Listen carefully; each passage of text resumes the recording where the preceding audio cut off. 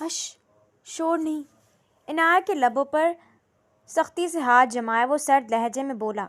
وہ حیرت سے آنکھیں پھیلائے اپنے مقابل کھڑے اس شخص کو دیکھنے لگی جو اس کے منہ پر اپنی ہتھیلی جمائے اب دوسرے ہاتھ سے فون پر کچھ ٹائپ کر رہا تھا۔ ماتھے کی رگیں تنی ہوئی تھیں۔ دانش، سیکیورٹی۔ ابھی اس نے اتنا ہی کہا تھا جب اچانک اس چھوٹی سی لڑکی اپنی سینڈل پوری قوت سے اس کے پاؤں پر ماری تھی۔ وہ لب بھینچتے بلبلاتا پیچھے ہوا تھا۔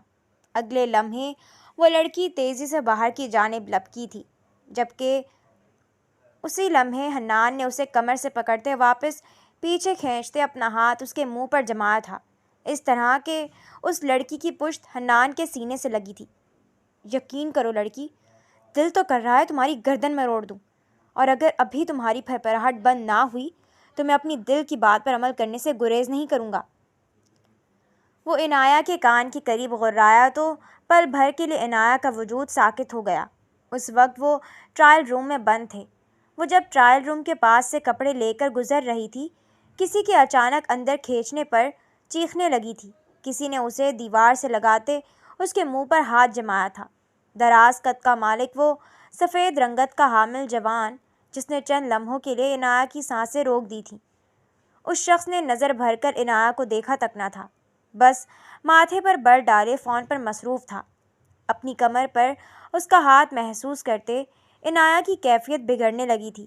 اسی لمحے ٹرائل روم کے دروازے پر دستک ہوئی۔ اندر کون ہے؟ اس پکار کے ساتھ دروازہ ایک بار پھر بجنے لگا، جب پیچھے کھڑا وہ مضبوط جوان عنایت کے کان کے قریب جھکا۔ منہ سے ہاتھ ہٹا رہا ہوں، صرف کہنا میں ہوں۔ اگر کوئی ہوشیاری کی تو۔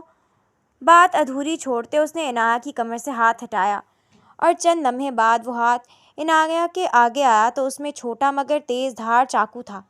کون ہے اندر؟ اب کہ باہر سے دستک مزید تیز ہوئی۔ میں ہوں، کیا مسئلہ ہے؟ منہ سے ہاتھ ہٹاتے ہی عنایت نے فوراً کہا، مبادا وہ زخمی نہ کر دے یا جان ہی لے لے۔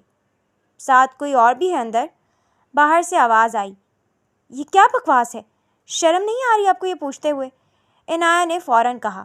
پیچھے کھڑے شخص نے اطمینان سے گہری سانس لیتے دوپٹے کے نیچے سے جھانکتے اس لڑکی کے براؤن بالوں پر ایک نظر ڈالی۔ اسی لمحے وہ لڑکی پلٹی۔ وہ شخص کوئی اور نہیں، حنان تھا۔ عنایت کے پلٹنے پر حنان کی نگاہیں عنایت کی آنکھوں پر ٹھہری تھیں۔ وہ خوف کے بجائے ناپسندیدگی سے اسے دیکھ رہی تھی۔ منہ سے کچھ نہ بولی، پر چند لمحے آنکھوں میں آنکھیں ڈالے دیکھتی رہی۔ وہ بھی ڈھٹائی کا اعلیٰ مظاہرہ کرتا سینے پر ہاتھ باندھ گیا، پر نگاہیں نہ ہٹائیں۔ جا سکتی ہو۔ 4 منٹ گزرنے کے بعد اپنے فون پر نوٹیفیکیشن سن حنان نے اسے آنکھوں سے باہر جانے کا اشارہ کیا۔ وہ پلٹ گئی، دروازے پر ہاتھ رکھتے کھولنے لگی کہ پلٹ کر حنان کو دیکھا۔ جس ہاتھ سے تم نے مجھے چھوا ہے، انشاءاللہ یہ ہاتھ ٹوٹ جائے گا تمہارا، وہ کہتے ساتھ فوراً وہاں سے باہر نکل گئی۔ حنان نے دونوں بھویں اوپر اچکائیں اور پھر اپنے اس ہاتھ کو دیکھا جس سے اس لڑکی کی کمر کو پکڑا تھا۔ اسے کچھ خاص فیل نہ ہوا، کیونکہ یہ تو بہت عام سی بات تھی۔ وہ کام کے دوران کئی لڑکیوں کو چھو چکا تھا۔ ڈرامے باز لڑکی۔ غصے سے بڑبڑاتے وہ خود بھی ٹرائل روم سے باہر نکل گیا تھا۔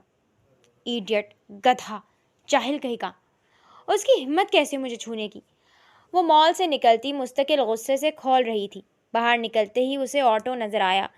وہ اس قدر غصے میں تھی کہ کرایہ پوچھے بغیر رکشے میں بیٹھ گئی اور ایڈریس بتاتے چلنے کا اشارہ کیا۔ گزرتے راستے کو دیکھ اس کا مزاج مزید بگڑنے لگا۔ باہر سے چمچماتی نظر آتی دنیا اس کے لیے اور اس کے گھر والوں کے لیے کس قدر تنگ تھی۔ اس کا ریٹائرڈ کالج پروفیسر تھا، ایک بہن طلاق یافتہ گھر پر بیٹھی تھی، اور ایک معذور، وہ سب سے چھوٹی تھی۔ گریجویشن کے بعد بہت جگہ نوکری کی، درخواست پر کوئی نوکری نہ ملی تو ایک پرائیویٹ اسکول میں 25,000 تنخواہ پر مونٹیسری ڈائریکٹر کی نوکری مل گئی، پر اسے اپنا آپ وہاں کسی ہیلپر سے زیادہ نہیں لگتا تھا۔ اسکول میں ہر ٹیچر بہت ماڈرن اور اچھی ڈریسنگ کر کے آتی تھی، جبکہ وہ خود اپنے پرانے کپڑے ریپیٹ کرتی تھی۔ شاید یہی وجہ تھی کہ کوئی اسے زیادہ اہمیت نہیں دیتا تھا۔ بہت رونے دھونے کے بعد اماں نے اس ماہ کی تنخواہ اس کے سپرد کرتے نئے کپڑے جوتے لینے کی اجازت دی تھی۔ وہ مال کے سب سے خوبصورت آؤٹ لیٹ پر گئی تھی، پر وہاں کپڑوں کی رقم دیکھ دل اتر گیا تھا۔ بد دلی سے مہنگے حسین کپڑے دیکھتے ٹرائل روم کے باہر سے گزر رہی تھی جب اس لڑکے نے اندر کھینچ لیا۔ باجی، کس گلی میں جانا ہے؟ مین روڈ پر رکشہ روکتے ڈرائیور نے پوچھا تو وہ ہوش کی دنیا میں لوٹی۔ یہ پان والی دکان کی گلی میں لے لو، کہتے وہ اپنا پرس کھولنے لگی۔ 200 روپے نکال کر ہاتھ میں پکڑے۔ کھایا پیا کچھ نہیں، گلاس توڑا 12 میں، 400 روپے کرائے میں لگ گئے۔ اس سے بہتر تھا گھر میں مرغ بن جاتا۔ وہ منہ بسور کر دروازے کے سامنے رکی، رکشے سے اتر کر کرایہ رکشے والے کی طرف بڑھایا۔ باجی، 200 نہیں 400 کرایہ ہوگا، رکشہ CNG پر ہے۔ رکشہ ڈرائیور کی بات پر اس کے ماتھے پر بل پڑا۔ دماغ خراب ہے؟ 200 میں گئی تھی میں، جاتی رہتی ہوں، CNG پر ہو یا پیٹرول پر، 200 سے ایک زیادہ نہیں دوں گی۔ وہ مزاج بگاڑ کر بولی تو رکشے والا غصے سے اسے گھورنے لگا۔ رکھنے ہیں یا نہیں؟ میں اندر چلی گئی تو 200 بھی نہیں ملیں گے۔ اس کا کہنا تھا کہ رکشے والے نے جھپٹنے کے انداز میں پیسے لیے اور رکشہ گھما کر آگے بڑھایا۔ کچھ آگے بڑھتے گردن باہر نکالتے چلایا تو گلی سے گزرتے اکا دکا لوگ ہنسنے لگے۔ اگر پیسے نہیں ہوتے تو گھر سے باہر مت نکلا کرو، فقیر کہیں کے، میرا صدقہ سمجھ کر رکھ لو، رکشہ والا کہتے ساتھ آگے نکل گیا، جبکہ وہ منہ کھولے دیکھتی رہ گئی۔ شرمندگی سے چہرہ سرخ ہو گیا۔ اتنے میں گھر کا دروازہ کھلا۔ وہ گھر کے اندر داخل ہوئی تو اس کی بہنیں اس کی شاپنگ دیکھنے کے لیے بے قرار تھیں۔ اس سے پہلے اس کے خالی ہاتھ دیکھتے سوال کرتی وہ کمرے میں بند ہو گئی۔ جتنا دنیا کی رونق کو دیکھو گی اتنا دل دکھے گا، جو ہے اس میں خوش رہو گی تو اللہ باقی سب بھی دے دے گا۔ کمرے میں داخل ہوتی اس کی معذور بہن دیوار کا سہارا لیتے اس کے سرہانے بیٹھی تو وہ جو پہلے بھرے دل سے بیٹھی تھی اپنی بہن کے گود میں چہرہ چھپا گئی۔ کوشش کرتی ہوں خوش رہنے کی، پر نہیں ہو پاتا۔ معلوم ہے آج جب میں ایک مہنگے آؤٹ لیٹ پر گئی تو وہاں بہت ساری لڑکیاں بغیر کپڑوں کی قیمت دیکھے ایک کے بعد ایک لباس اٹھا رہی تھیں۔ مجھے اپنا آپ بہت حقیر لگ رہا تھا۔ کہتے ساتھ اس کی آنکھوں سے نمی نکلنے لگی۔ اس کی بڑی بہن منہا نے اس کے سر پر ہاتھ پھیرتے اس کا سر چوما۔ جیسے تم بازار جا کر ایک کے بعد ایک کپڑا اٹھا لیتی ہو، تمہیں دیکھ کر بھی کوئی ایسے ہی حسد کرتا ہوگا، ہے نا؟ منہا کی بات پر وہ نگاہ اٹھا کر اپنی بہن کو دیکھنے لگی۔ اس کی بہن چند لمحوں میں اسے لاجواب کر دیتی تھی۔ کبھی کبھی وہ حیران ہوتی تھی معذوری کے باوجود اس کی بہن اتنی شکر گزار اور خوش کیسے رہتی تھی۔ وہ تو میں ویسے ہی بول رہی تھی، پر مجھے غصہ تو کسی اور بات پر تھا۔ اپنے آنسو صاف کرتے وہ اٹھ بیٹھی۔ منہا نے اسے سوالیہ نظروں سے دیکھا تو گہری سانس لیتے اسے مال میں ہوئی ساری کارروائی کی ردات سنا گئی۔ بہت برا ہوا، پر تم تو بہت خوش ہوگی نا؟ تمہیں تو اس ٹائپ کے گنڈے لڑکے بہت پسند ہیں۔ کیا وہ خوبصورت تھا؟ منہا کے پوچھنے پر عنایہ نے اسے ترچھی نظروں سے گھورا۔ اس نے مجھے چاقو دکھایا تھا آپی، اور آپ مجھ سے اس کی خوبصورتی پر تبصرہ کر رہی ہیں؟ میری طرف سے جہنم میں جائے وہ بغیرت آدمی۔ عنایہ منہ بناتے رخ پھیرتے واپس بستر پر لیٹ گئی۔ منہا نے مسکراہٹ ضبط کرتے اس کی پیٹھ تھپکی۔ ہو سکتا ہے وہ کوئی معمولی بندہ نہ ہو، سوچو کوئی چھپا ہوا امیر کبیر گینگسٹر نکلے جو تم سے محبت کر بیٹھے اور پھر تمہیں زبردستی حاصل کرے۔ یہی سب خواہشات ہیں نا تمہاری؟ منہا نے تھوڑا جھکتے پر اسرار لہجے میں کہا تو عنایہ نہ چاہنے کے باوجود مسکرانے لگی۔ میری لائف اسٹوری ایسی ہی ہوگی آپی انشاءاللہ، پر یہ منحوس آدمی تو ہرگز وہ مافیا مین نہیں ہو سکتا، عنایہ نے یقین سے کہا اور آنکھیں موند گئی۔ منہا نفی میں سر ہلاتی بیڈ کا سہارا لیتی کھڑی ہوئی اور کمرے سے باہر نکل گئی۔ باہر الگ جنگ چل رہی تھی۔ ان کی طلاق یافتہ بہن طلاق کے بعد احساس کمتری کا ایسا شکار ہوئی تھی کہ دوسروں کا جینا مشکل کر دیا تھا۔ بیسمنٹ کا دروازہ کھلا تھا۔ منہ پر رومال رکھتے اس نے پہلا قدم سیڑھی پر رکھا۔ اندر سے وحشت ناک بو ناک کے نتھنوں میں گھس رہی تھی۔ وہ آخری سیڑھی پر اترا تھا جب اس کی نگاہ اندر سے باہر نکلتی نینا پر پڑی۔ وہ نینا جعفری تھی۔ تم دن بدن مزید خونخوار ہوتی جا رہی ہو نینا، خوف سے کہتے وہ اندر کی جانب بڑھا تو نینا بھی اس کے پیچھے قدم بڑھانے لگی۔ کیوں نہ ہوں خطرناک، تمہاری بیوی ہوں، وہ کندھے اچکاتے بولی۔ بہت بے دردی سے تم نے مارا ہے اس آدمی کو، مارنا تھا تو شوٹ کر دیتی۔ نفی میں سر ہلاتے وہ باہر نکل گیا۔ نینا بھی اس کے پیچھے بیسمنٹ سے باہر نکلی۔ اگر شوٹ کر دیتی تو میرے دل کو تسلی نہیں ملتی۔ اور تم کب سے اتنے احساس مند ہو گئے حنان حمید؟ حنان کا کالر دبوچتے وہ اچانک قریب ہوئی۔ حنان کی سرمئی آنکھیں سر تاثر کی چادر اوڑھنے لگیں۔ ملازم کھڑے ہیں، تھوڑا تو خیال کیا کرو۔ نینا کو خود سے پرے کرتے وہ تنبیہ کرتا گھورنے لگا۔ لڑکی ہوں میں، شرم تمہیں آنی چاہیے۔ تم سارے جاؤ یہاں سے۔ نینا کے اشارے پر سارے ملازم وہاں سے فوراً نکل گئے۔ نینا نے ایک بار پھر کالر سے پکڑتے حنان کو قریب کیا اور اتنی ہی تیزی سے اپنے دانت حنان کے شہرک پر دبا دیے۔ جنگلی شیرنی۔ چند لمحے بعد پیچھے ہوتے وہ حنان کو شرارتی نظروں سے دیکھنے لگی۔ نینا ویٹ، میرا فی الحال مذاق کا موڈ نہیں ہے۔ چند لمحوں میں وہ واپس پہلے والی کیفیت میں لوٹتا کمرے سے باہر نکلا۔ نینا فوراً اس کے پیچھے لپکی۔ تم پھر وہی ضد لے کر بیٹھ گئے ہو حنان۔ میں کیسے بتاؤں، میں وہ سب نہیں کر سکتی۔ ایک روایتی بیوی اور بہو بن کر تمہارے گھر آؤں، بچہ پیدا کروں، واٹ ربش۔ تم ہماری فیلڈ جانتے ہو، ایک ٹریننگ یافتہ لڑکی جو کئی مردوں کو لڑائی میں ایک ساتھ ڈھیر کر سکتی ہے، وہ ایک گھریلو عورت بن کر اپنی طاقت ختم کر دے۔ نو نیور۔ میرے لیے میری طاقت بہت قیمتی ہے حنان، سو پلیز۔ وہ شدید کوفت اور جھنجھلاہٹ سے بولی تو حنان کی آنکھیں غصے سے سرخ پڑنے لگی۔ بچہ پیدا کر کے تم کمزور نہیں ہوگی، بلکہ تمہاری طاقت ڈبل ہوگی۔ تمہارے وجود سے نکلا وجود تمہاری طرح مضبوط ہوگا، پھر تم ایک نہیں دو۔ حنان اسے سمجھانے کے انداز میں کہنے لگا تھا جب صوفے پر گرتے اس نے زور سے کہکہا لگایا۔ پلیز حنان، تم یہ ساری باتیں کر کے مجھے حیران کر رہے ہو۔ ایک مافیا کنگ کے منہ سے یہ روایتی 2 ٹکے کی باتیں زہر لگ رہی ہیں مجھے۔ جواباً حنان چند لمحے اسے غصے سے گھورتا رہا، پھر تیزی سے باہر نکلنے لگا۔ جب نینا نے اس کی کلائی تھامی اور کھڑے ہوتے اس کے مقابل آئی۔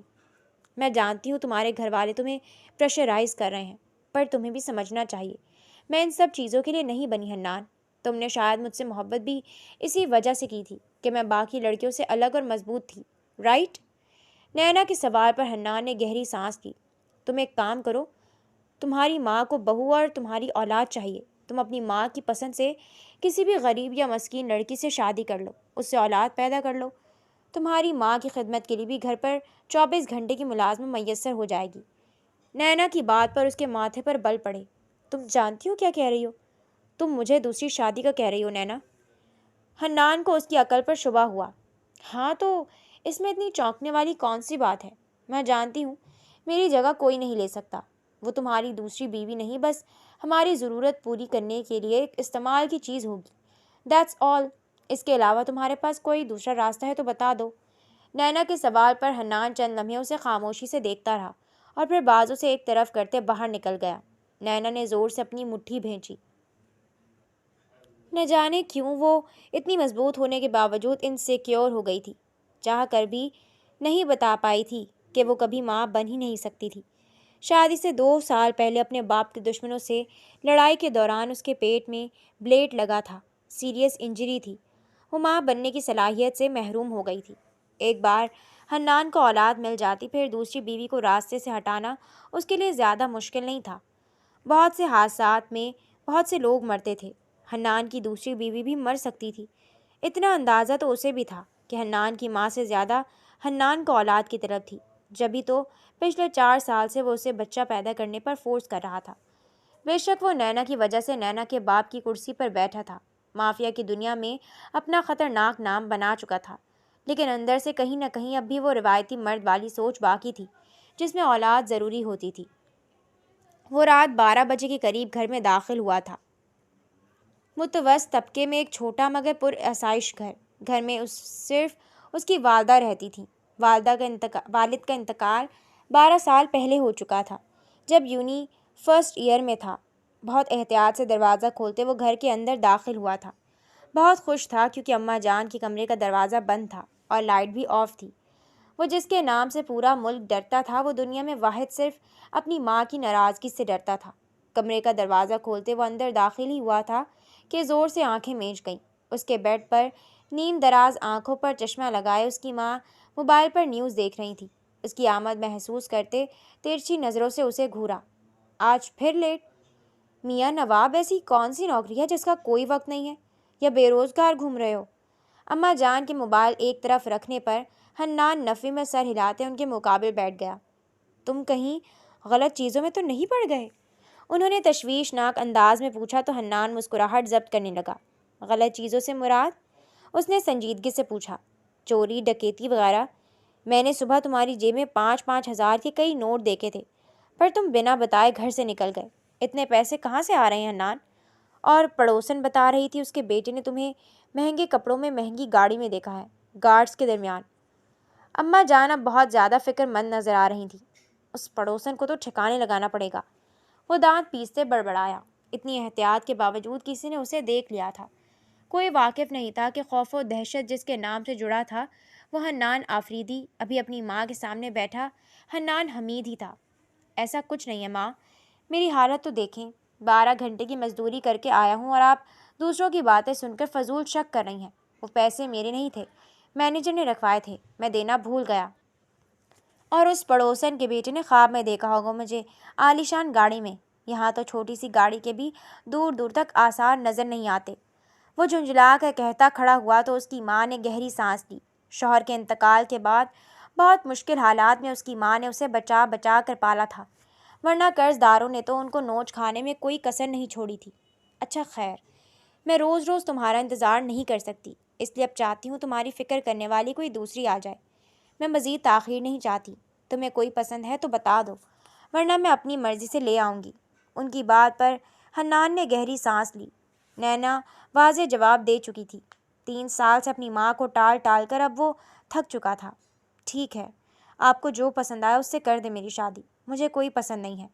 الماری سے ٹی شرٹ ٹراؤزر نکالتے وہ سنجیدگی سے بولا تو چند ثانیوں کے لیے اس کی ماں کو یقین ہی نہیں آیا۔ تم سچ کہہ رہے ہو حنان؟ اس کی ماں نے تصدیق چاہی۔ جی امی، وہ کہتا کمرے سے باہر نکل گیا۔ نازنین بیگم کے پیر تو گویا زمین پر ٹکنے سے انکاری ہو گئے۔ اس وقت رات کے 12 بج رہے تھے، ورنہ وہ اسی وقت رشتے والی سے رابطہ کرتی۔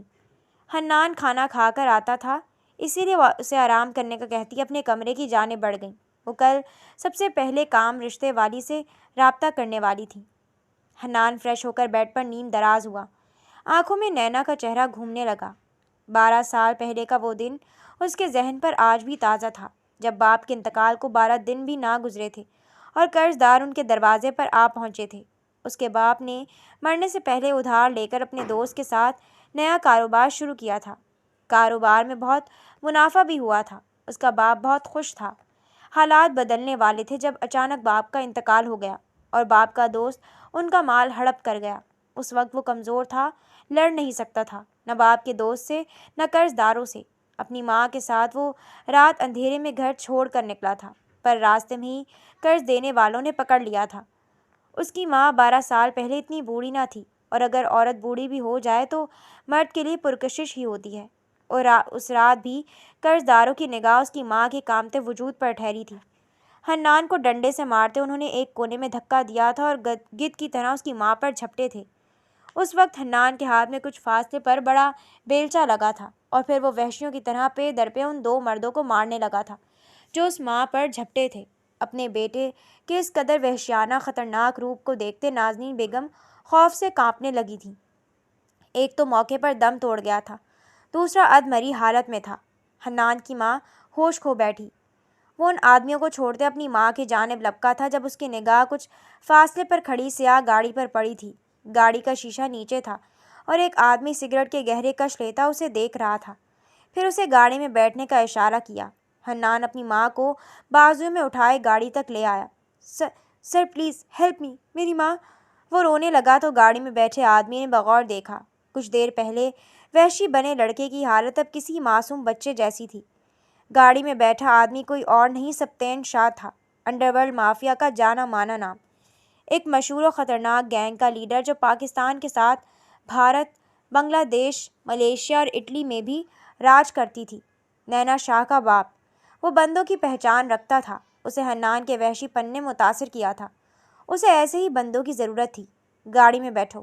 سپتین کے اشارے پر وہ گاڑی میں بیٹھا تھا اور گاڑی اگلے لمحے آگے بڑھ گئی تھی۔ ماضی سوچتے سوچتے اس کی آنکھیں بھاری ہونے لگی تھیں اور آہستہ آہستہ آنکھوں کا غلاف مکمل پلکوں کی جھالک گرا چکا تھا۔ اگلے دن وہ 12 بجے تیار ہو کر کمرے سے باہر نکلا۔ ناشتے کے لیے اپنی ماں کے کمرے میں گیا تو اندر سے آتی آوازیں سن چکا۔ کوئی نہیں، مجھے وہ لڑکی بہت پسند آئی تھی جسے تمہاری بیٹی کے سسرال میں میلاد پر دیکھا تھا۔ لڑکی عمر میں چھوٹی بھی تھی۔ دیکھو میرا بیٹا 31 سال کا ہو چکا ہے، پختہ عمر کا، بہت سنجیدہ بھی ہے۔ مجھے اس کے لیے کوئی کم عمر شوخ و چنچل لڑکی ہی چاہیے۔ نازنین بیگم بولی تو حنان نے گہری سانس لیتے آنکھیں بند کر کے کھولیں۔ اس کی ماں اب بھی فون پر مصروف تھی۔ تم رشتے والی ہو، تمہارا کام ہے رشتے کروانا۔ اگر تم نے اسی لڑکی سے میرے حنان کا رشتہ کروا دیا تو 5,000 اضافی دوں گی تمہیں۔ اس لڑکی کے ساتھ تو حنان کی جوڑی چاند سورج کی لگے گی۔ اور تم اس لڑکی کے گھر والوں کو بتاؤ کہ مجھے جہیز وغیرہ کچھ نہیں چاہیے۔ ویسے بھی ایک طلاق یافتہ اور ایک معذور بیٹی گھر بیٹھی ہے، مجھے نہیں لگتا وہ اتنے اچھے رشتے پر انکار کریں گے۔ ان کو بتانا میرا بیٹا 40,000 ماہانہ کماتا ہے۔ اپنی ماں کی بات پر اس کے ہونٹ پھیکے سے مسکرائے۔ دروازے سے ہاتھ ہٹاتے اس نے قدم پیچھے لے لیے۔ 40,000! یہ مذاق ہی تھا اس کے لیے۔ اس کے ڈرائیور کی تنخواہ 2 لاکھ تھی، اس کے مینیجر کی تنخواہ 6 لاکھ تھی۔ اس کے گھر میں 17 ملازم کام کرتے تھے، کسی کی کم سے کم تنخواہ بھی 1 لاکھ سے اوپر تھی۔ اس کی ماں 40,000 پر فخر کر رہی تھی۔ 40 لاکھ تو وہ اپنے ملازموں کو تنخواہ دیتا تھا۔ تم کب اٹھے حنان؟ ناشتہ لے کر آئی تھی پر جب تم سو رہے تھے۔ کمرے کا دروازہ کھولتے نازنین باہر نکلنے لگی۔ جب حنان کو خاموش کھڑا دیکھ پوچھا، میں تو اٹھ گیا، پر آپ کیوں کسی کی منتیں کر رہی ہیں رشتے کے لیے؟ دنیا میں بہت لڑکیاں ہیں، کسی سے بھی کر دیں۔ وہ بیزارگی سے بولا، ایسے کیسے کر دوں کسی سے بھی؟ اور اگر اس لڑکی کے پیچھے پڑی ہوں تو کچھ تو خاص ہوگا نا اس میں۔ مجھے بطور بہو وہی لڑکی چاہیے۔ تم نے اب تک اس معصوم کو دیکھا نہیں ہے حنان، دیکھ لیتے تو تمہاری خواہش بھی یہی ہوتی۔ نازنین بیگم فخریہ کہتے کچن کی جانب بڑھ گئیں، جبکہ حنان محض سر ہلا کے رہ گیا۔ اگلے دن نازنین بیگم رشتہ کے لیے عنایہ کے گھر پر موجود تھیں۔ آپی، یہ کتنا فخریہ بتا رہے ہیں کہ میرا بیٹا 40,000 کماتا ہے۔ 40,000 میں میرا کیا ہوگا؟ ابو منع کر دیں گے نا؟ عنایہ کے پوچھنے پر اس کی بہن مسکراتی نظروں سے اسے دیکھنے لگی۔ 40,000 کماتا ہے تو کیا ہوا؟ جب شادی ہوگی تو تمہارے نصیب سے اور کمائے گا۔ اس کی بہن نے ہمیشہ کی طرح سادگی سے کہا۔ بس کر دیں آپی، میرے تو نصیب پھوٹ جائیں گے، سارے خواب پانی پانی۔ وہ غصے سے کہتی کمرے میں ٹہلنے لگی، اور پھر وہی ہوا جس کا ڈر تھا۔ اس کے ماں باپ رشتے کے لیے ہاں کر چکے تھے، کیونکہ لڑکے والوں کو نہ جہیز چاہیے تھا اور نہ فرنیچر اور زیور۔ بارات بھی انہوں نے سادگی سے کرنے کا کہا تھا۔ ایسے میں یہ عنایہ کے باپ کے لیے نعمت تھی۔ فرحین بیگم اپنا گھر ہے، ان کا ذاتی اکلوتا بیٹا ہے، بڑے سسرال کا جھنجٹ ہی نہیں، اوپر ایک کمرہ کرائے پر دیا ہوا ہے۔ مجھے ماں بھی بہت سلجھی ہوئی لگی، اور کیا چاہیے؟ عنایہ کا باپ کھانے کے دسترخوان پر بیٹھا خوشی سے کہہ رہا تھا۔ عنایہ کے حلق میں نوالہ پھنسنے لگا۔ کیا چاہیے یہ آپ عنایہ سے پوچھ لیں۔ مجھے یہ خوش نہیں لگ رہی جب سے رشتہ آیا ہے، منہ سوجا ہوا ہے۔ عنایہ کی منجلی بہن سدھرا نے طنزیہ مسکراتے کہا، ابا آپ ایک کام کریں، میرا چھوڑ کر ان کا رشتہ کر دیں تاکہ گھر میں سکون آئے۔ عنایہ غصے سے کہتی دسترخوان سے اٹھنے لگی تھی جب باپ کے اشارے پر واپس بیٹھ گئی۔ بڑی بہن ہے، تمیز سے بات کیا کرو۔ ویسے بتاؤ تمہیں اس رشتے پر کوئی اعتراض ہے؟ فرحین، تم نے لڑکے کی تصویر دکھائی اسے؟ عنایہ کا باپ عنایہ سے پوچھتا اپنی بیوی سے مخاطب ہوا تو وہ نفی میں سر ہلانے لگی۔ نہیں، دکھا دوں گی، اور اس سے پوچھنے کی ضرورت نہیں۔ ایک بیٹی کی ضد کے آگے ہارتے کیا ملا؟ الگ گھر کی رٹ لگائی تھی، اب الگ ہی بیٹھی ہے۔ اپنی ماں کے گہرے طنز پر سدرا کھانا کھسکاتے دسترخوان سے اٹھ گئی۔ عنایہ کی کچھ کہنے کی ہمت نہ ہوئی۔ وہ اپنے دل کی بات صرف منہا کے سامنے کرتی تھی۔ رات فرحین بی بی کمرے میں آئیں، ہاتھ میں لڑکے کی تصویر تھی۔ انہوں نے منہا کی جانب بڑھائی۔ دکھا دو اسے، کہتی وہ کمرے سے نکل گئی۔ منہا نے لڑکے کی تصویر دیکھتے بھویں اچکائی۔ عنایہ ہے تو بہت ہینڈسم لڑکا، جیسا تمہیں چاہیے تھا ویسا، پر شکل سے مغرور لگ رہا ہے۔ منہا کے کہنے پر عنایہ نے آنکھیں گھمائیں۔ 40,000 کمانے والے پر یہ ایٹیٹیوڈ سوٹ نہیں کرتا، آیا بڑا مغرور، نخوت سے کہتے وہ کروٹ بدل گئی۔ ارے ایک بار دیکھ تو لو یار، منہا نے کہا۔ نہیں دیکھنا، ایک بار میری خاطر۔ اس بار منہا نے تصویر عنایہ کے چہرے کے سامنے کی۔ عنایہ کی نگاہ تصویر پر پڑی تو آنکھیں پھیل گئیں۔ یہ گنڈا؟ وہ چیختی اٹھ بیٹھی، پھر فوراً منہ پر ہاتھ رکھا۔ یا میرے خدا، منہا آپی، یہ وہی ہے، وہی مال والا گنڈا جس نے میرے اوپر چاقو تانا تھا، اس کا رشتہ آیا ہے میرے لیے؟ عنایہ نے بے یقینی سے پوچھا۔ تم یقین سے کہہ رہی ہو یہ وہی لڑکا ہے؟ منہا بھی حیران ہوئی۔ 100% یہی وہ لڑکا ہے۔ بدماش کہیں کا، میرا رشتہ بھی بھیج دیا، اس کا مطلب یہ مجھے سٹاک کر رہا ہے۔ او مائی گاڈ! وہ سر پکڑے منہا سے کہہ رہی تھی، عنایا، اس کا مطلب تمہاری دعائیں قبول ہو رہی ہیں۔ ایک گنڈا تمہارے پیار میں پڑ گیا، اس نے تمہارا پتہ لگوایا، اب وہ تمہیں حاصل کرنا چاہتا ہے۔ یہ تو پوری فلمی کہانی ہو گئی، جیسا تم چاہتی ہو۔ منہا نے تجسس سے کہا۔ نہیں آپی، یہ تو چورو چکے والا گنڈا ہے، مجھے الگ ٹائپ کا چاہیے۔ پر اب اس کا کیا کروں؟ ابا کو بھی سچائی نہیں بتا سکتی کہ یہ گنڈا ہے۔ اگر بتا دیا تو وہ یقین نہیں کریں گے، اور اگر یقین کر لیا تو دوبارہ کبھی باہر نہیں جانے دیں گے۔ عنایا کی بات پر منہا بھی سوچ میں پڑ گئی۔ ابا واقعی یقین نہیں کریں گے۔ تم چھوڑ دو اس کو، فکر مت کرو، جو ہوگا بہتر ہی ہوگا۔ منہا نے اس کے ہاتھ سے تصویر لی۔ میں امی کو کہہ رہی ہوں، تمہیں کوئی اعتراض نہیں؟ ویسے بھی تمہارے اعتراض کو کھاتے میں نہیں لائے گا۔ کہتے ساتھ منہا سہارا لیتے کھڑی ہوئی اور کمرے سے باہر نکل گئی۔ یا اللہ، وہ گنڈا میرے پیچھے پڑ گیا۔ منہا نے جھنجھری لی۔ پر میں کسی سڑک چھاپ گنڈے سے شادی نہیں کروں گی، وہ حتمی فیصلہ کرتے بڑبڑائی اور بستر پر لیٹ گئی۔ اگلے ہفتے عنایا کے گھر والے حنان کے گھر گئے، اور جب واپس لوٹے تو سب کے خوش چہرے بتا رہے تھے انہیں حنان بہت پسند آیا تھا، اور پھر مٹھائی نے یہ بات کنفرم کر دی تھی کہ حنان اور عنایا کا رشتہ پکا ہو گیا۔ حنان، تم چاہو تو ایک بار لڑکی سے مل سکتے ہو، حنان کی ماں نے بیڈ پر تصویر رکھتے کہا۔ حنان کھانے میں مگن رہا۔ میں دیکھ کر کیا کروں گا؟ وہ کندھے اچکاتے بولا۔ کیا مطلب کیا کرو گے؟ تمہاری شادی ہونے والی ہے اس سے، لڑکی دیکھ لو، نازنین بیگم نے ڈپٹتے کہا۔ شادی ہی تو کرنی ہے، مجھے آپ کی پسند پر بھروسہ ہے۔ اس کی بات پر نازنین بیگم مسکرائیں۔ پھر بھی دیکھ لینا۔ تصویر وہیں چھوڑتی وہ کمرے سے نکل گئیں۔ حنان نے ایک نظر کچھ فاصلے پر رکھی تصویر کو دیکھا، پھر تصویر اٹھا لی۔ یہ لڑکی ہے؟ وہ لڑکی کی تصویر دیکھتے چونکا۔ کہیں دیکھا ہے میں نے اسے۔ وہ پرسوچ نظروں سے تصویر کو ہر اینگل سے دیکھنے لگا۔ کہاں دیکھا ہے؟ ذہن پر زور ڈالتے اچانک ذہن میں دھماکہ ہوا۔ جس ہاتھ سے تم نے مجھے چھوا ہے، اللہ کرے تمہارا وہ ہاتھ ٹوٹ جائے۔ تصور آنکھوں میں نمایاں ہوا۔ اس سے امی معصوم کہہ رہی تھی؟ یہ معصوم لگی امی کو؟ کتنی معصوم ہے میری ماں۔ وہ افسوس سے نفی میں سر ہلانے لگا۔ تصویر ایک طرف رکھتے وہ اٹھ کھڑا ہوا۔ اسے ضروری کام سے جانا تھا۔ کپڑے تبدیل کرتے وہ نوکری کا کہہ کر گھر سے نکل گیا۔ باہر بائک رائڈر کھڑا تھا جس نے اسے گھر سے آدھے گھنٹے کی دوری پر ایک موڑ پر چھوڑا۔ کچھ فاصلے پر ہی کالے شیشے والی مکمل کالی گاڑی کھڑی تھی۔ وہ بائک سے اترتا اس گاڑی کا دروازہ کھول کر اندر بیٹھ گیا۔ جب وہ آفس پہنچا تو حلیہ بالکل تبدیل تھا۔ گرے ڈریس شرٹ اور بلیک ڈریس پینٹ میں آستین کوہنیوں تک فولڈ کیے وہ سب کے سلام کا جواب سر ہلا کر دیتا آفس روم میں داخل ہوا۔ نینا پہلے سے اندر موجود تھی۔ Good evening honey. باہیں پھیلاتے اس نے حنان کی باہوں میں ڈالی جسے حنان نے جھٹک دیا۔ وہ ایسا ہی تھا اور نینا کو بھی اس کے رف مزاج کی عادت تھی۔ تم نے کام مکمل نہیں کیا نینا، میں نے کہا تھا محبت اور اصول دونوں الگ ہیں۔ وہ سختی سے بولا۔ تمہارا رشتہ پکا ہوا تھا، میں سمجھی تھی تم آج آفس نہیں آؤ گے، ورنہ میں کنسائنمنٹ۔ نینا کندھے اچکا کر کہتی اس کے مقابل کرسی پر بیٹھی۔ تم بہت اچھے سے جانتی ہو یہ شادی کیا حیثیت رکھتی ہے، اس لیے فضول بکواس مت کرو۔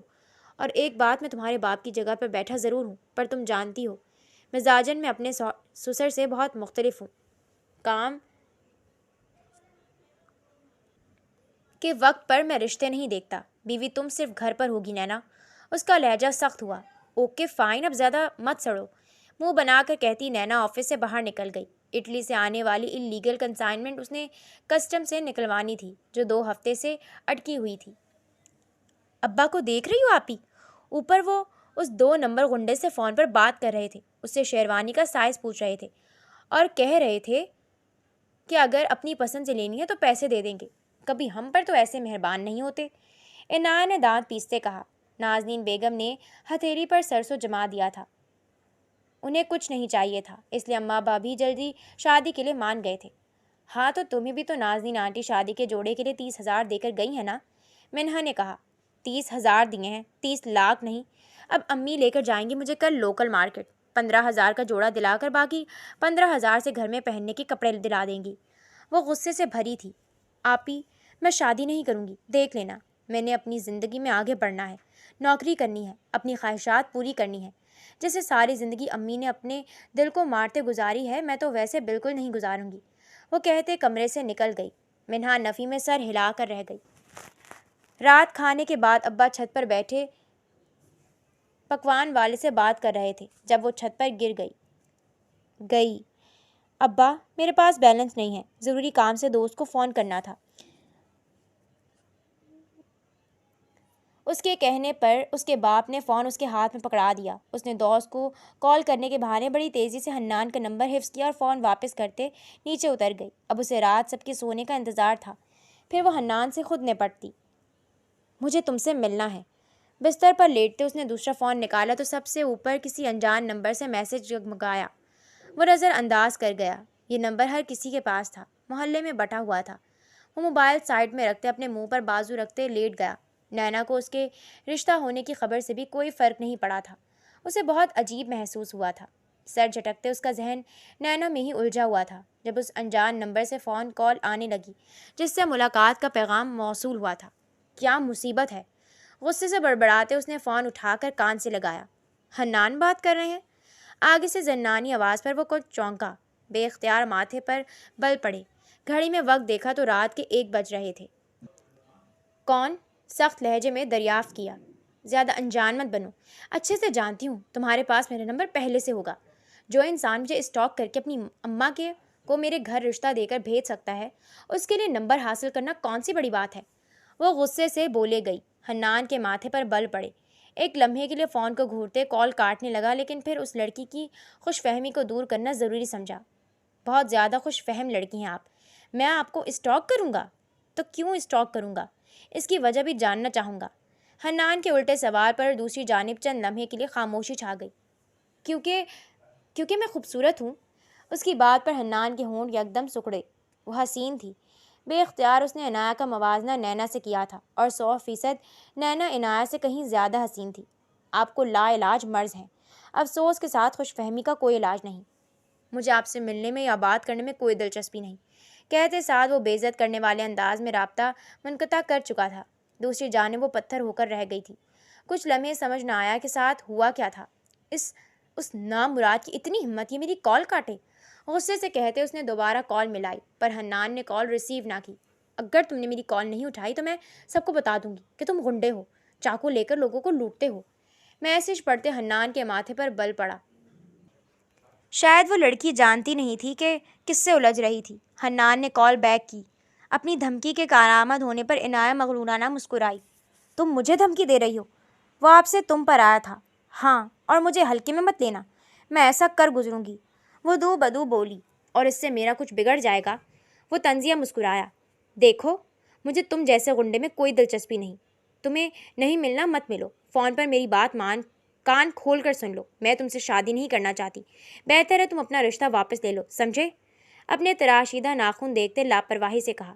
انٹرسٹ نہیں ہے مجھ میں، لیکن رات 1 بجے فون کر کے مجھ سے بات کر رہی ہو۔ انتہائی بے شرم لڑکی ہو تم۔ خیر، دلچسپی نہیں ہے تو اپنے باپ کو منع کر دو، ان کی شیروانی کا خرچہ بچ جائے گا۔ گہرا طنز کرتے وہ ایک بار پھر رابطہ منقطع کر گیا۔ آج نکاح تھا۔ اس نے خود جا کر شاپنگ کی تھی اور اپنے نکاح کا جوڑا خریدا تھا۔ ناراضگی ایک طرف، لیکن وہ جانتی تھی کہ شادی زندگی میں ایک دفعہ ہی ہوگی، تو کم از کم بندہ اپنی پسند کا جوڑا ہی پہن لے۔ اس کی ماں نے پارلر والی گھر ہی بلا دی تھی اور وہ اسے تیار کر کے جا چکی تھی۔ باہر لڑکے والے آ گئے تھے۔ آپی، آپ کچھ کرے نا، مجھے اس غنڈے کے ساتھ شادی نہیں کرنی۔ عنایہ اپنی بہن کا ہاتھ تھام کر بولی تھی۔ کچھ نہیں ہوتا گڑیا، اللہ نے یقیناً تمہارے لیے کوئی بہتری ہی رکھی ہوگی، تم قبول کر لو نکاح، جو ہوگا اچھا ہی ہوگا، اس کی بہن نے اسے ہمت دلاتے ہوئے کہا تھا، جبکہ عنایہ کے چہرے پر مایوسی چھا گئی تھی۔ اداس مت ہو، کیا پتہ وہ تمہارا سیکرٹ گینگسٹر نکلے، منہا آپی نے پرجوشی سے کہا۔ بہتر تھا آپ کوئی اور تسلی دے دیتی یار۔ سیکرٹ گینگسٹر 80 گز کے چھوٹے سے گھر میں نہیں رہتے، منہ بنا کر کہتی وہ چہرہ پھیر گئی۔ کچھ دیر بعد اس کے ابا مولوی صاحب اور گواہان کے ساتھ کمرے میں آئے تھے۔ مولوی صاحب نے اس کی رضامندی پوچھی تو وہ خاموش ہو گئی، لیکن پھر اپنی آپی کے ہاتھ دبانے پر ہوش میں آئی تھی اور خاموشی سے اپنے تمام حقوق حنان کے نام کر دیے تھے۔ ایجاب و قبول کے بعد اسے باہر لا کر حنان کے پہلو میں لا کر بٹھا دیا گیا۔ وہ جان بوجھ کر حنان سے کھسک کر کچھ فاصلہ قائم کر گئی۔ حنان نے اس کی حرکت بخوبی نوٹ کی، پھر نخوت سے سر جھٹکا۔ نہ جانے وہ لڑکی کون سی خوش فہمی پال کر آ رہی تھی۔ اس غنڈے کی تو میں عقل ٹھکانے لگاؤں گی، وہ دل میں تہیہ کر رہی تھی۔ نہ تگنی کا ناچ نچا دیا تو میرا نام بھی عنایہ نہیں۔ ایک اور عہد کیا، کیسے برداشت کروں گا اسے؟ پہلے دن ہی عقل ٹھکانے لگانی پڑے گی تاکہ کوئی مسئلہ نہ کرے آگے جا کر۔ حنان بھی پرسوچ نظروں سے سامنے ٹیبل پر رکھے پانی کے گلاس کو دیکھ رہا تھا۔ کچھ دیر بعد کھانا لگنے لگا۔ حنان اور عنایہ کا کھانا ایک ہی ٹیبل پر لگایا گیا۔ بیٹا، دلہن سے پوچھو اسے کیا کھانا ہے، چاول یا سالن؟ نازنین بیگم نے محبت سے کہا۔ اس کا اپنا گھر ہے امی، جو کھانا ہوگا لے لے گی خود۔ حنان نے لاپرواہی سے کہا تو عنایہ کا چہرہ غصے سے سرخ پڑا۔ بری بات حنان، پوچھو، ماں نے زور دیا، مگر حنان نے پوچھے بنا پلیٹ میں تھوڑی سی بریانی نکال کر اس کے سامنے رکھ دی۔ اس میں بوٹی ڈالنا بھول گئے آپ۔ عنایہ کی آواز صرف اتنی تھی کہ حنان سن سکا۔ حنان نے چونک کر اسے دیکھا۔ ایسے کیا دیکھ رہے ہیں؟ ابھی آپ نے تو کہا میرے ابا کا گھر ہے، پھر شرم کیسی؟ وہ بظاہر مسکرا کر کہہ رہی تھی۔ حنان اسے دیکھے گیا۔ وہ لڑکی معصوم تو ہرگز نہ تھی، مکاری چہرے سے عیاں تھی۔ گھورنا بند کریں، ہمارے یہاں اسے بے شرمی کہتے ہیں۔ حنان کے نگاہ ہٹانے سے پہلے وہ بولی، رکیں آپ کو بوٹی ڈال کے دوں۔ مسکرا کر حنان نے اس کی پلیٹ اٹھائی اور ایک کے بعد ایک بوٹی اس کی پلیٹ میں ڈالنے لگا۔ بس اور نہیں۔ عنایہ فوراً بولی، کیا اور ڈالوں؟ حنان کی آواز جان بوجھ کر کچھ بلند ہوئی کہ ارد گرد کے لوگ متوجہ ہوئے۔ وہ ایک مرتبہ پھر اس کی پلیٹ میں بوٹیاں ڈالنے لگا۔ یہ تو اچھا نہیں کر رہے۔ وہ دانت پیستے غرائی۔ اور اس بار وہ کچھ مزید بولتے تعجب سے اسے جان بوجھ کر دیکھنے لگا۔ عنایہ کا دل کیا اس کا سر پھوڑ دے۔ کیا ہو گیا بیٹا عنایہ؟ عنایہ کی ماں نے پریشانی سے کہا۔ پہلے یہ کھاؤ پھر اور لے لینا۔ اپنی ماں کے ٹوکنے پر عنایہ نے ضبط سے سانس لی۔ جی امی، اتنا کافی ہے۔ اس کا کہنا تھا کہ حنان نے مسکراتے بوٹیوں سے بھری ہوئی پلیٹ اس کے سامنے رکھ دی۔ گھبراؤ مت، آواز سے کھاؤ، تمہارے ہی باپ کا گھر ہے۔ حنان نے پھر لقمہ دیا اور اپنا کھانے میں مگن ہو گیا۔ پھر اپنی حرکت پر خود بھی حیران ہوا۔ وہ ایک سفاک ظالم مافیا کنگ تھا اور ایک بے ضرر لڑکی سے مقابلے پر اترا تھا۔ کھانے کے بعد حنان کی ماں نے رخصتی کی اجازت چاہی۔ رخصتی کے وقت وہ اپنی بہن کے گلے لگ کر بہت روئی، پھر اپنے ماں باپ سے مل کر دروازے کی جانب بڑھی۔ حنان، دلہن کو سہارا دو۔ نازنین نے پھر دھیمے لہجے میں ٹوکا کہ وہ لاپرواہ بنا اس کے برابر میں چل رہا تھا۔ حنان نے خاموشی سے اپنی ہتھیلی عنایہ کے سامنے بڑھائی، پر وہ سرے سے نظر انداز کرتی اپنے باپ کی طرف مڑی۔ ابا، اس نے ہاتھ اپنے باپ کی جانب بڑھایا اور سہارا لیتی گاڑی میں بیٹھ گئی۔ حنان آگے ڈرائیور کے ساتھ بیٹھا تھا جبکہ وہ پیچھے اپنی ساس کے ساتھ بیٹھی تھی۔ گاڑی ایک متوسط علاقے میں جا کر رکی تھی اور پھر اس کی ساس نے اسے پکڑ کر گاڑی سے اتارا۔ حنان، دلہن کو اندر لے چلو۔ انہوں نے حنان کو پکارا، پر وہ نظر انداز کرتا اندر کی جانب بڑھ گیا۔ نازنین خود اسے لیے اندر کی جانب بڑھ گئی۔ کچھ رسموں کے بعد اسے حنان کے کمرے میں چھوڑ دیا گیا۔ ساس کے باہر چلے جانے کے بعد اس نے گھونگھٹ الٹ دیا اور کمرے کا جائزہ لینے لگی۔ کمرہ نہایت سادگی سے سجا ہوا تھا۔ ضرورت کی ہر چیز موجود تھی۔ حیرت تھی، کمرے میں اے سی بھی لگا تھا۔ او ہو، 40,000 کی تنخواہ میں یہ اے سی کا بل بھی بھرتا ہے؟ بیچاری ماں نے صرف تنخواہ بتائی، اوپر کی کمائی تو بتائی ہی نہیں۔ پتہ نہیں کس کس کی حق حلال کی کمائی لوٹتا ہو۔ اپنے زیور اتارتی وہ بڑبڑانے لگی۔ یہ تو طے تھا وہ اس غنڈے کے لیے سیج سجا کر بیٹھنے والی نہیں تھی۔ ابھی وہ زیور اتار کر کھڑی ہی ہوئی تھی کہ حنان کمرے میں داخل ہوا اور عنایہ کو سرے سے نظر انداز کرتے بیڈ پر دراز ہو گیا۔ منہ دکھائی نہیں دو گے؟ عنایہ کے منہ سے بے ساختہ پھسلا۔ ناپسندیدگی اپنی جگہ، پر منہ دکھائی کا ارمان تو تھا۔ حنان آنکھیں کھول اسے تکنے لگا۔ دراز کھولو، اندر پڑا ہے ڈبہ، سرد لہجے میں کہتا وہ واپس لیٹ گیا۔ منہ دکھائی دے رہے ہو یا بھیک؟ وہ ضبط کرتے بولی۔ بھیک سمجھ کر دے رہا ہوں، تم منہ دکھائی سمجھ کر رکھ لو۔ مسکراتا لہجہ۔ عنایہ اس قدر ذلت پر سلگ اٹھی۔ تم خود کو سمجھتے کیا ہو بدتمیز آدمی؟ وہ بیڈ کے قریب گئی تھی۔ اس سے پہلے حنان کوئی جواب دیتا کمرے کے دروازے پر دستک ہوئی۔ حنان اٹھ بیٹھا۔ امی، آ جائیں۔ حنان کے کہنے پر نازنین بیگم کمرے میں داخل ہوئیں، پر عنایہ کی آنکھوں سے موٹے موٹے آنسو گرتے دیکھ کھانے کی ٹرے فوراً ٹیبل پر رکھتی فوراً اس کی جانب بڑھی۔ کیا ہوا میرا بچہ؟ رو کیوں رہی ہو؟ وہ پریشانی سے بولی، جبکہ حنان اس کے اچانک رونے پر چونکا۔ اگر یہ راضی نہیں تھے تو آپ نے شادی کیوں کی؟ اس نے روتے نازنین سے سوال کیا۔ نازنین حنان کو گھورنے لگی۔ کچھ کہا ہے اس نے تم سے؟ نازنین بیگم نے غصے سے پوچھا۔ میں نے منہ دکھائے کا پوچھا تو کہہ رہے ہیں بنا جہیز کے آئی ہو اپنے باپ کے گھر سے، اس لیے یہ چونچلے کرنے کی ضرورت نہیں۔ آپ مجھے فون دے دیں، میں ابھی ابا سے کہتی ہوں جہیز کا انتظام کریں۔ وہ روتی ہوئی بولی۔ حنان کو چند لمحے اس کی سماعت پر یقین نہیں آیا۔ تم پریشان مت ہو، یہاں بیٹھو، کسی سے بات کرنے کی ضرورت نہیں ہے، یہ گھر اور اس میں موجود ساری چیزیں تمہاری ہیں۔ حنان تم فوراً میرے ساتھ آؤ، نازنین نے انتہائی غصے سے کہا۔ امی یہ لڑکی، اس نے کچھ کہنا چاہا۔ حنان، نازنین بیگم نے سختی سے تنبیہ کی تو وہ عنایہ کو کھا جانے والی نظروں سے دیکھتا کمرے سے باہر نکل گیا۔ اس کے نکلتے ہی وہ آنسو صاف کرتی کندھے چٹک گئی۔ آیا بڑا، بھیک سمجھ کے رکھ لوں، حق سمجھ کے رکھوں گی۔ بڑبڑاتی وہ دراز کی جانب بڑھی جہاں منہ دکھائے کا ڈبہ رکھا تھا۔